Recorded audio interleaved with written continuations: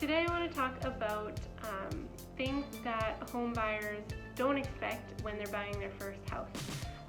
So this is kind of a little bit to prepare you if you're thinking about buying a house, or if you're in the near future going to be purchasing a house. These are just some things to help prepare you for the process and to give you a little bit more information about how things go. So first of all, I think people underestimate the amount of time it takes to buy a house or to find a house. It can be a very time-consuming process.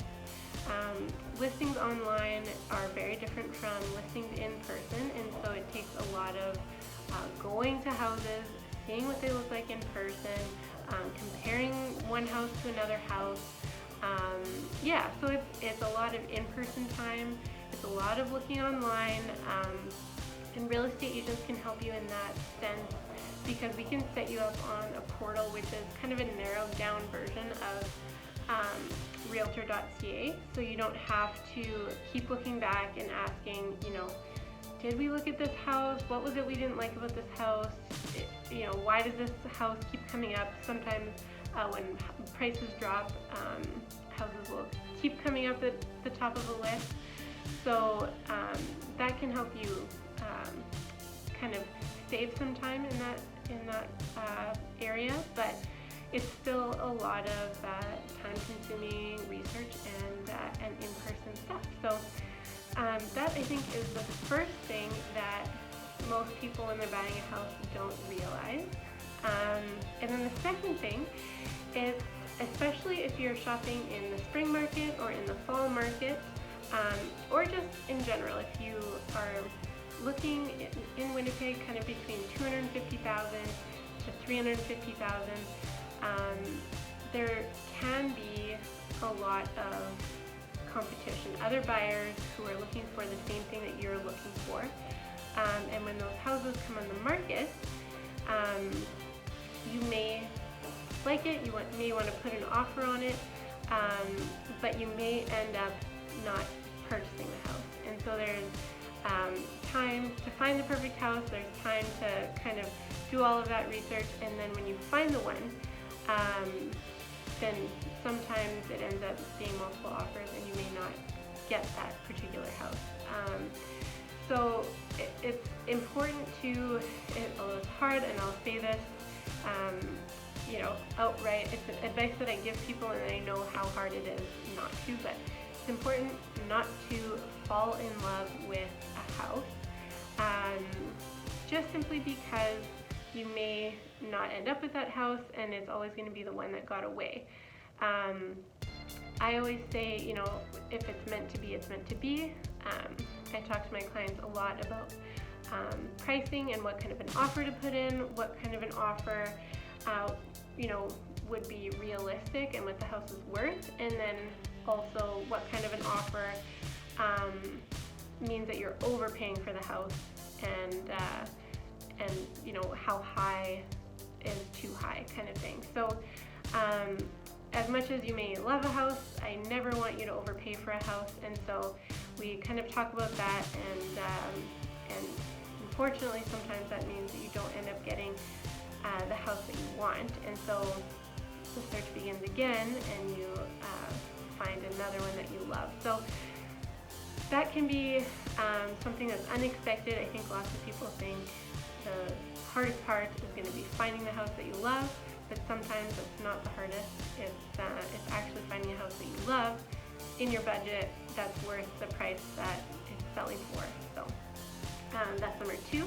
And then number 3 is how important it is to have a great team. So instead of thinking of buying a house as you and an agent, or you and a mortgage advisor, I think it's important to look at your whole team and make sure you have a lot of good professionals on your side. So your agent, of course, is number 1. Making sure your agent has your back, communicates well with you, can really advocate for you when it comes to negotiations. Having a great mortgage advisor is important.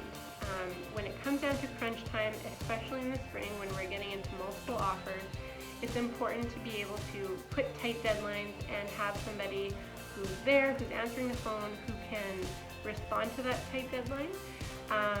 And just, if you're not sure if you pick the right mortgage advisor for you, you can ask them, what is your average turnaround time?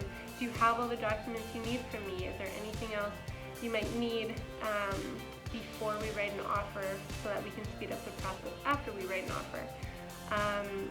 Are you available, on weekends or, after hours during the week if necessary to work on these things? Of course, we're all professionals, we have hours that we work, but it's important, if we're writing a 3 or 4 day deadline and there's a weekend in there, it's important to know if your mortgage advisor works those days or if they won't be working on your approval during that time. And then also a lawyer. So having a great lawyer as well will make it's kind of an afterthought sometimes. People just pick any lawyer or their parents' lawyer or somebody that has dealt with other things in the past. It's important that you have a lawyer who deals specifically with real estate transactions. That's number one important, because you want somebody, in case something does go wrong on possession, you want somebody who's going to fight for you in your corner, who has a really well-rounded knowledge of real estate law specifically, and somebody who's not going to complicate things during your transaction. So somebody who's going to communicate directly with your agent for things that are, your agent related. You're a lawyer who's going to communicate directly with your mortgage advisor when time comes for that, and is not going to use you as a middleman to be like, hey, Joe, can you contact your agent? I need this information. Well, that's not necessary. All of our information is online. So, a lawyer who's going to contact your professionals directly so that you can just worry about packing, moving, and all the stress that comes with that. So those are the 3 things I think buyers do not expect when they first enter the home buying experience. And hopefully this helps you out during that time. Thank you for watching.